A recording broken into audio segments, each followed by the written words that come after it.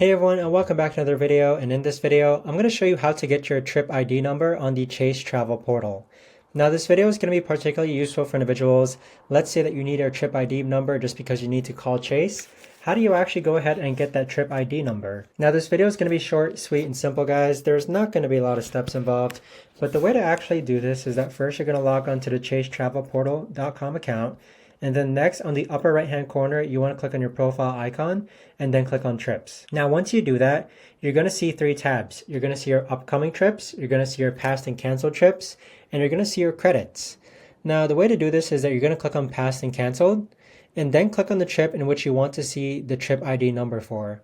Once you click on a past trip, you'll see that this right here is your trip ID number. So that right there, guys, is the best and easiest way that I know of to actually go ahead and see your trip ID number on the Chase Travel Portal. If you guys know of a better or easier way to actually do this, let me know in the comments down below. I would love to know. Thanks so much for watching, everyone, and I'll see you guys all in the next video.